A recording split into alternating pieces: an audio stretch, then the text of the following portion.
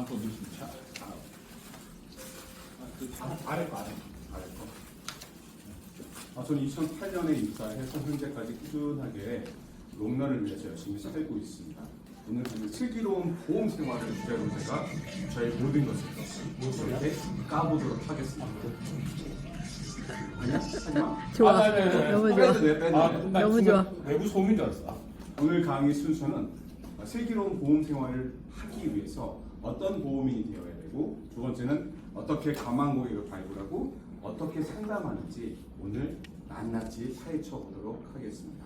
첫 번째, 꾸준한 성과를 내기 위해 슬기로운 보험 생활을 하기 위해서는 어떻게 해야 돼요? 좋은 습관을 만드셔야 돼요. 저는 입사 때부터 지금까지 5시 반에 계속 일어났어요. 5시 반에 일어나면 또 뭐예요? 뭔가 해야 돼요. 체력 관리, 멘탈과 롱런을 위해서 체력이 가장 중요한데, 체력 관리를 위해서 6시 반 새벽 반에 또 운동을 제가 시작을 했죠. 그리고 주말에는 등산을, 그리고 오후에는 헬스장을 가서 롱런을 위한 체력과 멘탈을 유지할 수 있도록 계속 운동을 했습니다. 그리고 근태 8시 반에는 제 책상에 와서 항상 사무실을 지켰습니다. 그리고 근태와 더불어 제 첫 번째 할 일은 10페이지 책장을 넘기는 일. 이런 작은 습관들이 저를 지킬 수 있는 좋은 동기부여, 모티베이션이 됐던 것 같습니다. 그리고 두 번째는 긍정적인 생각 마인드죠. 왜냐면 제가 주변에 친구들 보시면 나를 끌어내리는 사람이 있고요, 나와 함께 시너지 효과를 누릴 수 있는 사람이 있어요. 그죠? 그러면 누구를 만나야지 우리가 좀 더 나은 사람이 되죠. 그러기 위해서 어떻게 해요? 긍정적인 사람이 되기 위해서 저는 첫 번째는 체력 관리를 합니다. 제 체력이 약하면 정신도 같이 약해질 수 있어요. 두 번째, 사진이 없어지네. 내가 다시 이거 수정할게요. 산을 다니는 거예요. 등산. 등산하면 모든 스트레스를 다 잊을 수가 있어요. 왜? 산에 오르는 순간 내 체력적으로 너무 힘들고 고통스럽기 때문에 한 주의 스트레스가 싹 다 사라지게 됩니다. 한마디로 포맷되는 거죠. 그리고 취미 활동을 즐기세요. 그런데 일만 너무 열심히 하시게 되면 일에 몰입돼가지고 오히려 더 일이 안 될 수가 있어요. 한 번씩 지우고 비우고 시작하셔야 됩니다. 그리고 좋은 동료들을 만나는 게 바뀌죠. 나를 끌어당기는 사람이 아니라 좋은 조직에서 함께 일할 수 있는 사람. 그래서 이런 분들과 함께 한다면 여러분들은 좀 더 나아질 수가 있어요. 태도가 되게 중요하기 때문에. 세 번째는 뭐예요? 도전입니다. 도전. 매일매일 도전하셔야 돼요. 근데 도전하려고 하면 어때요?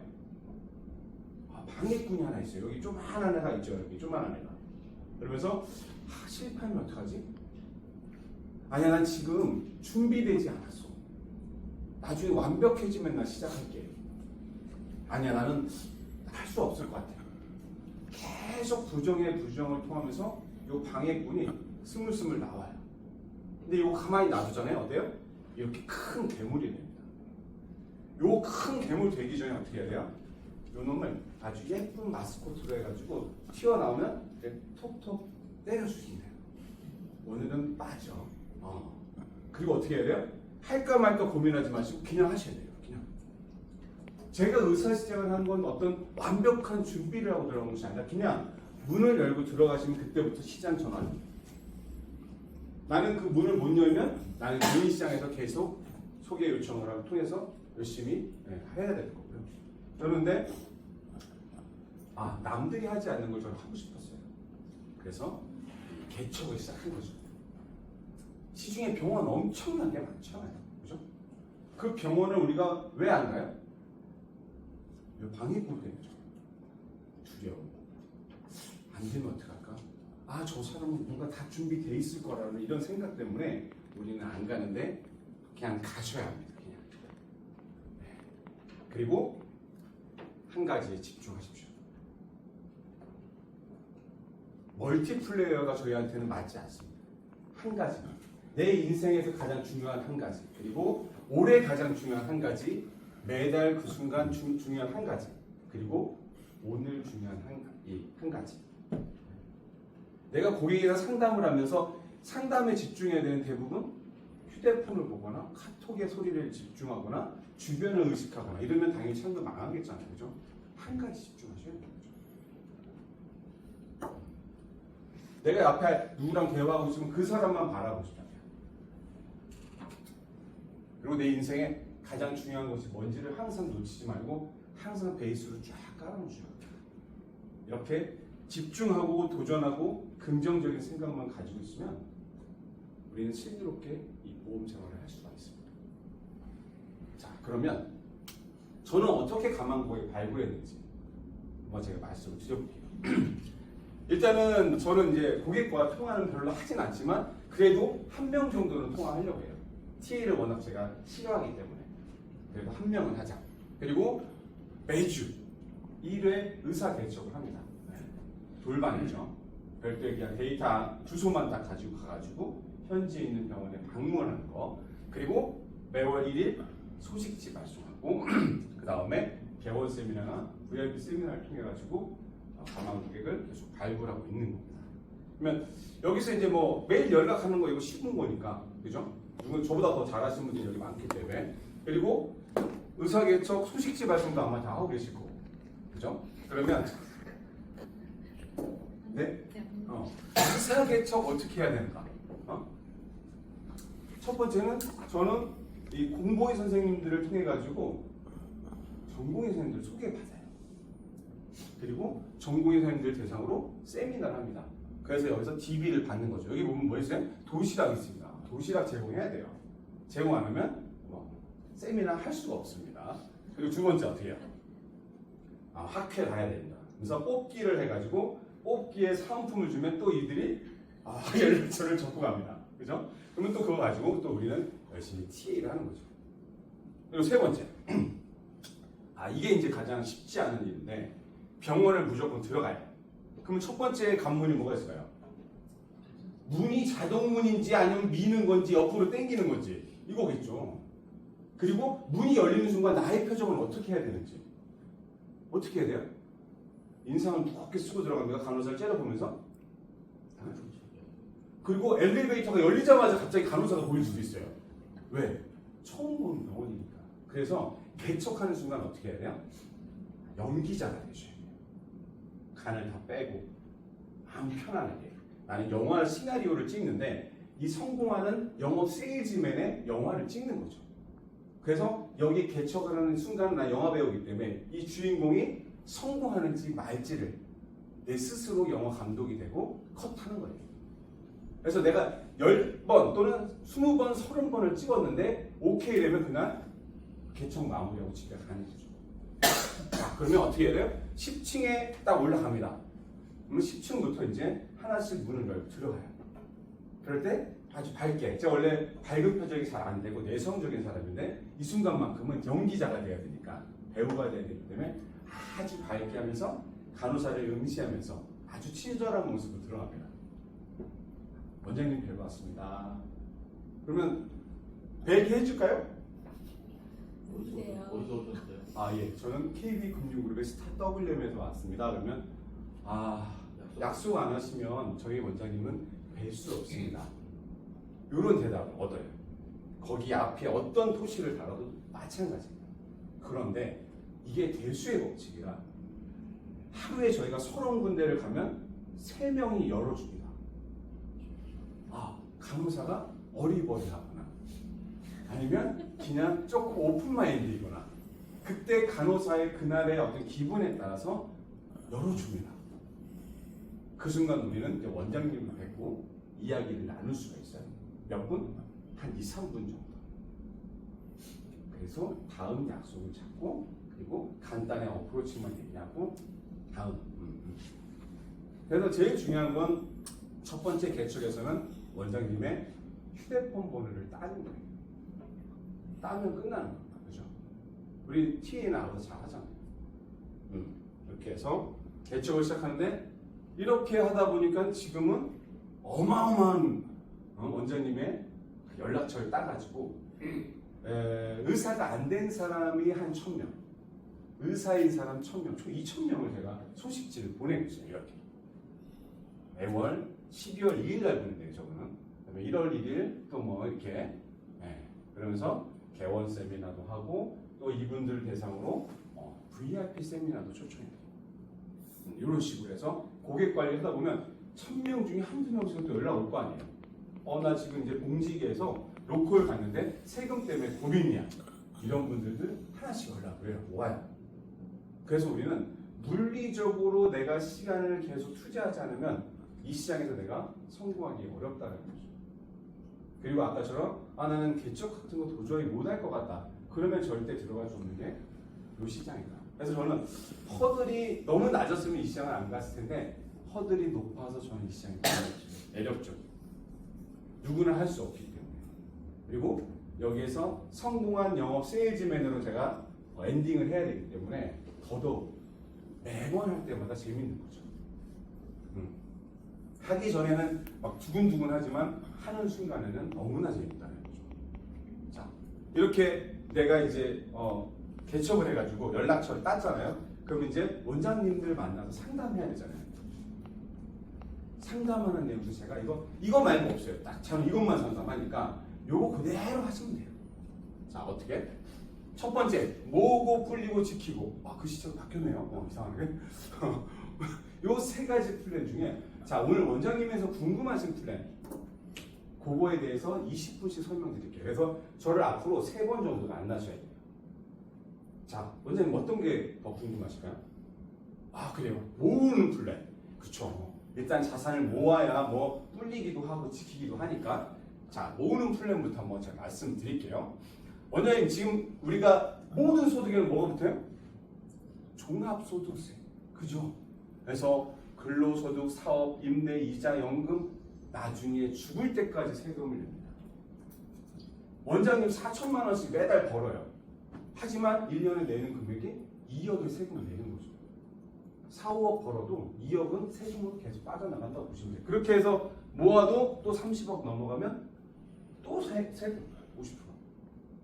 그런데 세금 중에 자산인데 세금이 없는 게 있어요. 자산이. 국세청 세금 절약 가이드 150페이지에 딱 보면 이렇게 나와 있어요. 금융소득에 제외되는 비과세라는 상품이 있어요. 원장님 처음 들어보셨을 거예요. 원장님 매달 4천만 원 벌어서 1,000만 원 지출하시고 3천만 원 어떻게 해야 돼요? 은행에 넣으면 바로 다음에 금융종합과세 걸려요. 그러면 금융종합과세 되면 내 소득에 또 합산돼서 건보료 껑충 뛰어 올라갑니다. 그런데 요 놈은 과세되지 않아요. 얼마까지? 한도가 있습니다. 150만 원까지만. 좀 아쉽죠? 그러면 배우자까지 해서 300만 원까지 가능하신 거죠. 그러면 어떤 차이가 있는지 한번 볼게요. 내가 증권사에 타이거 S&P 500이다. 이게 뭐냐면 미국의 우량 기업 500개를 모아놓은 거예요. 펀드. 여기다가 내가 원화로 타이거 S&P 500을 살 수도 있고요. 자, 비과세에다가 아까 얘기했던 세금 국세청 절약 가이드에 나와 있는 이 비과세에 넣으면 그리고 직접 환전해서 해외 지급을 했을 때를 비교해 볼게요. 자, 요 두 놈은 달러죠. 달러 주머니에서 비과세 운영하는 거고 달러를 환전해서 달러 하는 거예요. 어떤 차이가 있는지 보면 자, 타이거 S&P 500을 부부 합산해서 300을 저축했다고 보고 10년 후에 10% 수익 나면 6억인데 자, 2천만 원 가지고는 배당 소득세 300만 원 내고요. 2천만 원 초과는 2억 3천에 대해서는 또 원장님의 종합소득세를 한 번 떼고 또 그 소득에 대해서 뭐예요? 건보료 7% 또 떼야 돼요. 그러면 141%, 5억도 채 못 가져가는 게 원화로 된 미국 주식 S&P 500이라는 거예요. 그런데 왜냐면 만약 이런 비과세 한도 150만 원 내에서 저축을 하시게 되면 부가세가 있듯이 우리 부가세 몇 프로대입니까? 10%. 얘는 근데 10%보다 더 싸요. 8%밖에 안 돼요. 8% 부가세 떼고 270만 원씩을 딱 저축하면 없어요. 종합과세 안 되죠. 건보료 포함되지도 않죠. 기가 막히죠. 근데 해외 주식 나는 셀프로 하겠다. 셀프. 서비스 이용 안 하고 부가세도 난 내기 싫고 다 싫다. 그럼 이렇게 하시면 돼요. 셀프로. 자, 셀프로 하려면 어떻게 돼요? 환전하시고요. 밤 11시에 일어나서 매수하셔야 돼요. 그리고 매도 타이밍도 원장님이 직접 잡으셔야 돼요. 귀찮죠. 근데 귀찮은데도 불구하고 또 세금을 안 내냐? 22% 분리가서 하셔야 돼요. 양도세. 네? 해외 주식 양도세. 그럼 뭐가 좋아요, 선생님? 자, 1번, 2번인 거예요. 그리고 그 3천만 원 또 어디 갈 데가 없으니까 요즘 로컬 원장님도 어디다 해요? 코인에다 하시는 거예요. 그래서 세금 안 내시려고. 근데 우선순위는 최대한 우리나라 세법에 나오는 비과세를 활용하셔라. 자, 그럼 다음 부 우리 연금으로 수령할 때 어떤지 한번 볼게요. 생략 때문에 연금으로 수령하는 거는 연금으로 수령할 때도 비과세 상품은 세금 내지 않는다. 소득으로 인정하지 않기 때문에. 그래서 이자 배당, 금융 종합과세, 그리고 의료보험에 포함되지 않는 비과세 자산을 잘 활용해라. 두 번째, 그리고 이제 안전자산입니다. 네. 안전자산이라 하면 우리가 알고 있는 건 뭐예요? 자, 달러, 금, 미국 채권 등을 들 수가 있죠. 근데 지금 원화는 어때요? 작년 한 해 원화 절하가 마이너스 15%. 어마어마하게 절하됐어요. 그 나라의 화폐는 그 나라의 GDP, 경제 성장률과 비례하잖아요. 그죠? 근데 지금 우리나라 어때요? 지금 저출산 고령화, 저성장으로 지금 계속 가고 있죠. 거기다가 나라의 혼란까지. 자, 그러면 이 안전자산이 어떤 방어율을 가지고 왜 얘네들이 사람들이 얘 세계를 안전자산이라고 하는지 한번 볼게요. 자, 4번의 위기가 왔었죠. 닷컴 버블이 왔었고요. 금융위기, 코로나, 인플레이션, 현재. 요때 요 안전자산의 방어율을 한번 볼게요. 방어율. 자, S&P는 마이너스 40%에서 마이너스 25%까지 빠졌는데, 자, 채권 볼게요. 4전 3승. 중기채를 얘기합니다. 그리고 금은 4전 2승. 달러는 어때요? 4전 4승이에요. GDP 성장률이 좋을 때도 달러는 강세고요. 금융위기가 와서 나라가 혼란스러울 때 또 달러는 안전자산이기 때문에 또 오릅니다. 자, 그럼 작년 한 해 어떻게 됐는지 한번 볼까요? 작년 한 해 자산분별 수익률을 봤더니 자, 원화 자산은 어떻게 돼요? 마이너스 10%. 원화로 미국 주식을 한 사람은 어때요? 미국 주식이 26% 나도 원화로 담았기 때문에 그릇을 몇 프로 까야 돼요? 10% 까야 돼요. 이제 달러는 작년에 한 해 환차익이 5.5%예요. 근데 어떤 사람은 달러의 그릇에 담으신 분은 환차익과 수익률을 더하니까 몇 프로예요? 32%라는 거예요. 여기서 느껴지는 거 없습니까? 방어율과 수익률을 고려했을 때 나는 뭘 가지고 있어야 된다? 안 나오네. 달러를 가지고 있어야 되는데 달러를 가지고 있더라도 어떤 방법으로 가지고 있느냐가 되게 중요하겠죠. 정말 잘 나가는 펀드 매니저가 있어요. 그 사람한테 내 모든 자산을 선택하는 방법이 있고요. 500명의 펀드 매니저 중에 못난 놈도 있겠지만 나는 500명이 운영하는 펀드 매니저한테 내 자산을 맡길게. 우리의 선택은 그죠? 이게 뭐예요? S&P 500인 거예요. 미국의 500개 기업이 나의 자산을 끌고 가다 보니까 10개가 폐업을 하고 10개가 다리가 부러져도 내 자산은 움직인다는 겁니다. 하지만 요 놈은 발가락에 무좀이 생기고 그죠? 무릎 관절이 안 좋으면 끌고 가다 멈추는 거예요. 왜? 나을 때까지. 네. 그래서 당신들은 어떻게? 달러로 S&P 500을 사시는 게 원자님들한테는 유리하시다. 근데 달러가 항상 좋지만은 않지 않느냐, S&P 500이. JP모건 홈페이지에 들어가면 이렇게 이제 표가 나오는데요.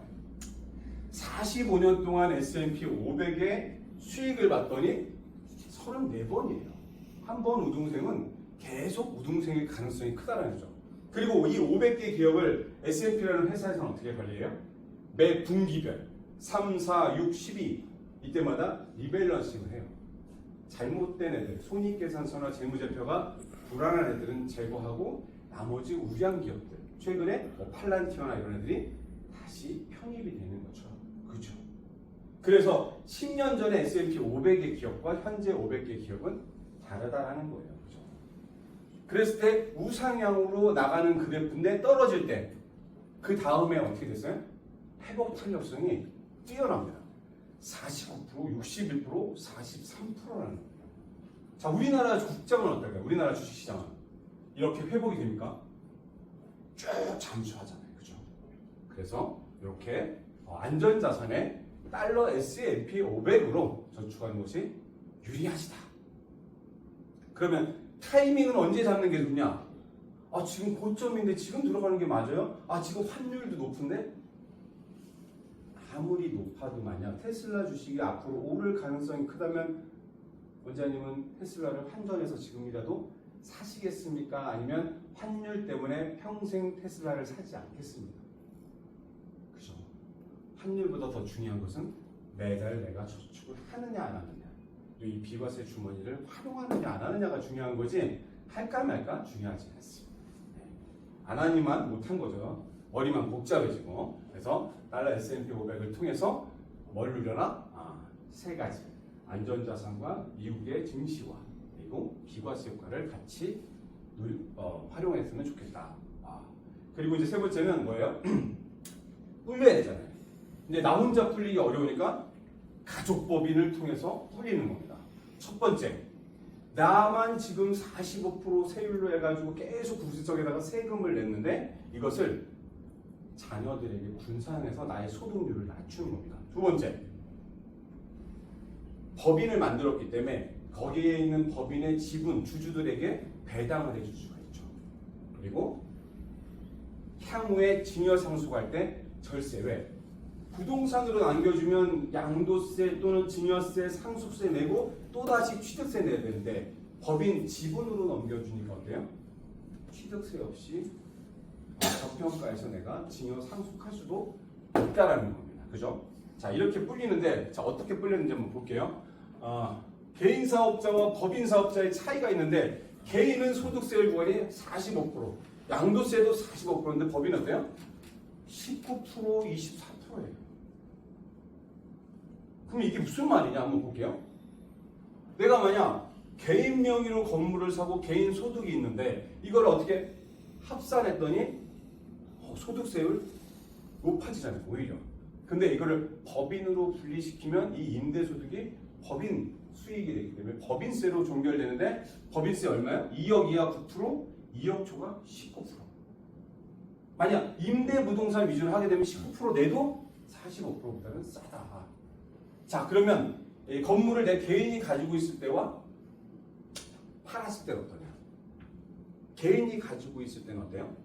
양도세 10억에 대해서 얼마? 42%. 법인은 2억 초과 19% 종결. 법인세 내면 되겠죠. 그러면 한번 실제 사례를 한번 볼까요?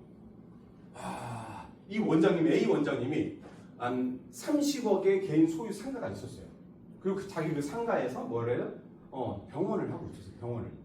병원을 운영하고 있었는데 이번에 종합소득세가 소득 금액이 5억이었는데 한 1억 7,500 내세요. 건보료 포함해서. 그죠? 그렇죠. 2억 1천 냈네. 그렇죠. 건보료 3,500, 소득세 1억 7,500. 근데 그 상가를 법인으로 한 거예요. 가족법인. 그러면서 뭐가 생겼어요?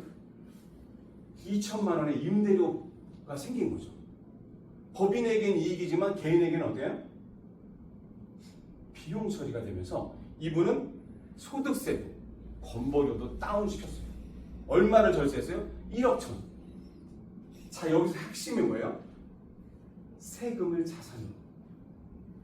자, 이거 세금 냈잖아요. 국세청에 내던 거잖아요. 근데 이 원장님의 세금을 이렇게 자산으로 제가 돌려드렸어요. 상속보험 20억씩 366, 300. 비과세 150, 150. 세금을 자산으로. 이렇게 하시면 돼요. 이게 어렵습니까? 그죠? 자, 이렇게 해서 소득을 불리면 다음은 뭐예요?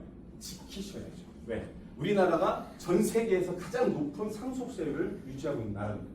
뭐 개정이 된다 하지만 아직까지는 유산 취득세로 바뀐다고 하니까 그것도 결과가 나와야 알겠죠. 자, 그러면 왜 그러나?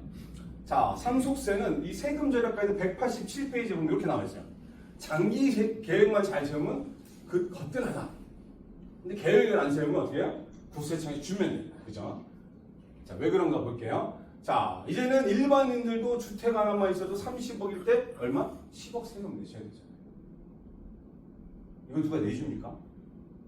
부모가 강남에 아무리 잘 살고 있어도 이러한 준비, 상속보험에 대한 준비가 안 되어 있으면 그 집은 내 집이 아니라 국세청 집이 될 수 있어요. 왜? 팔아서 세금 나가고 해야 되니까. 근데 만약 내가 상속보험이라는 것을 준비해 놓는다면 그 집에 누가 살 수 있어요? 다음 세대가? 자녀들이, 손주들이 계속 강남에서 살 수가 있는 겁니다. 왜냐? 자, 보험과 세금, 이게 되게 중요한데요. 자, 이 계약자, 피보험자, 수익자가 이렇게 따로 분리되어 있는 금융상품은 전 세계에서 뭐뿐이다?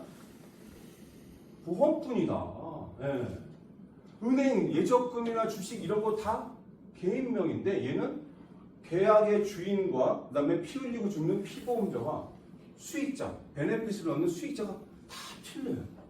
그리고 피보험자를 제외한 나머지 다 바꿀 수가 있다는 거예요.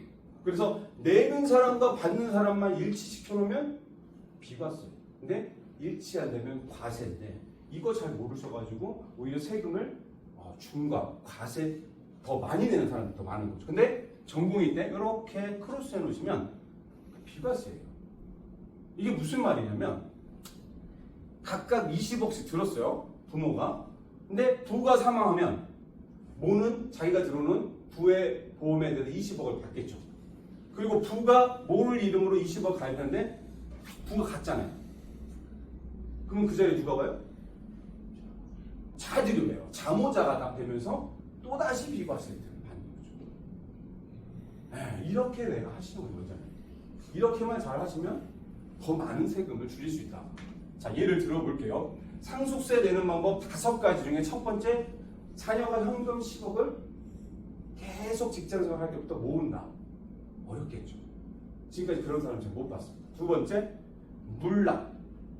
우리 영등포에 가면 영등포 세무서가 이렇게 궁전 형태로 돼 있어요. 왜 그래요? 물납한 형태예요. 물납. 목화의 직장, 그죠? 네. 그리고 물납은 거실러 주지도 않고 시가가 아니라 공시지가로 돼요. 완전 손해죠. 거실러 주지도 않는데. 근데 세 번째, 대출. 부동산 대출 10억 대출 받으려면 이자만 400만 원씩 내야 돼요. 원금 빼고. 왜? 제가 10억 대출 받아봐서 네. 거기다 이자 오르면 막 600까지 튀어요. 네. 그렇기 때문에 대출은 일반인이 받아서 갚을 능력이 안 되면 안 받는 게 훨씬 낫다. 그러면 제일 많이 했던 게 뭐예요? 팔아서 낸다. 평생 부모가 노력해가지고 저기 반포에 원베일리를 샀는데 어떻게 해야 돼요? 팔아서 나는 저기 동탄이나 뭐 이제 저 분당이나 이런 쪽으로 가야 되는 거죠. 원베일리에서 한강뷰를 볼 수 없다는 거죠. 그죠? 그런데 저를 만나가지고 컨설팅을 하신 원장님들은 어때요? 요걸로 다 해결이 돼요. 낸 사람과 받는 사람만 인식을 딱 하면 얼마야? 6억으로 20억의 효과를 가져갈 수가 있는 겁니다. 자, 무슨 말이냐? 헷갈릴 수 있어요. 이거 왜 이렇게 나왔지? 만약 30억을 가진 우리 원장님께서 자녀들에게 10억을 남기는 방법. 자, 30억 넘어가면 아까 과표가 50%라고 그랬죠? 첫 번째, 현금 20억 주면 자녀들은 얼마 가져가요? 15. 증여세 내야 되잖아요. 자, 부동산 20억. 어때요? 15. 3억 내가 완납하면 무슨 보험이 생겨요? 15억. 그러면 3억으로 무슨 효과요? 20억의 효과를 낼 수 있는 가장 좋은 방법이 상속보험. 원장님 지금까지 몰라서 못했지만 지금부터라도 준비하셔야 돼요. 왜? 보험은 시테크거든요. 빨리 하면 빨리 할수록 좋아요. 자, 15세 때는 얼마 만드는데? 10억의 개런티 만드는데 1억 7천만 준비하십니다. 원장님 45세 3억 6천만 내십니다. 주식으로도 할 수 있어요. 근데 주식은 오를 때까지 참으셔야 돼요. 뒤에는 내가 준비하는 순간, 서명하는 순간 개런티 10억을 해준다는 거죠. 언제까지? 죽을 때까지. 그래서 이런 시테크와 세테크 효과를 동시에 가져갈 수 있는 최고의 플랜이 상속보입니다. 자, 다음. 자, 그럼 제가 이렇게 슬기로운 보험 생활을 하기 위해서 제가 가장 많이 활용하는 것들, 여기 계신 LPN들도 많이 활용하시리라 보고 있지만 저는 일단은 챗GPT를 써요. 무료 버전을 쓰셔도 되는데 좀 더 다양하게 빠르게 내가 정보를 처리하고 싶으면 조금 일부 투자하시는 것도 도움이 되실 거예요. 그래서 간단한 것들을 물어볼 때 요즘엔 네이버나 구글링을 했는데 그거보다 정확한 답을 알려줄 수 있어요.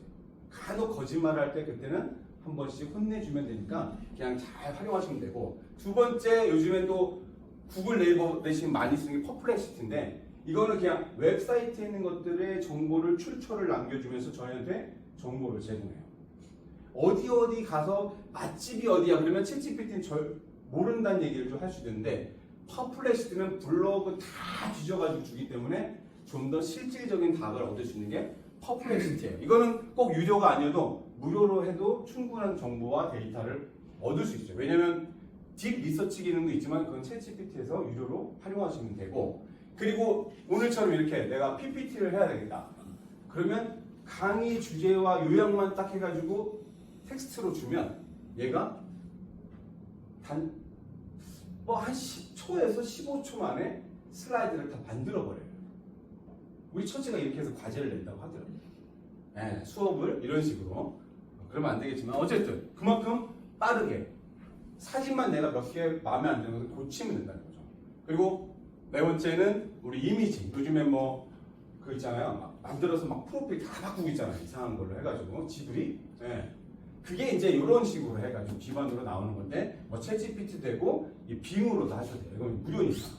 그래서 이미지 내가 생성하고 싶은 것 또는 아이콘이나 PPT 자료가 들어가는 내용들 그런 것들을 빙 크리에이터로 만드시면 되고요. 그리고 이제 요즘에 이제 제가 또 많이 쓰는 건데 노트북 LM이라고 해서 내가 약관이라든지 무슨 사례집이라든지 판례를 쫙 업로딩하면 그 안에서 나의 해답을 찾아줘요. 다른 웹사이트가 아니라 내가 올려놓은 문서에서 나를 찾아요. 만약 무슨 논문을 올렸잖아요. 그럼 이 논문을 요약해달라고 하거나 아니면 이 논문에서 이 부분을 발췌해줘. 논문을 다 읽지 않아도. 아니면 고객 정보를 쫙 업로딩한 다음에 그 고객에 대해서 분석해줘 하면 쫙 또 나와요. 내가 올린 데이터 범위 내에서. 이런 것들을 계속 활용하시다 보면 우리 좀 더 빠르고 그다음에 고객한테 좀 더 양질의 정보도 제공해주면서 즐겁게 일할 수가 있습니다. 자, 여러분, 제가 제일 좋아하는 게 도전입니다. 매일매일 오늘보다 나은 내일을 위해서 오늘도 도전하세요. 감사합니다.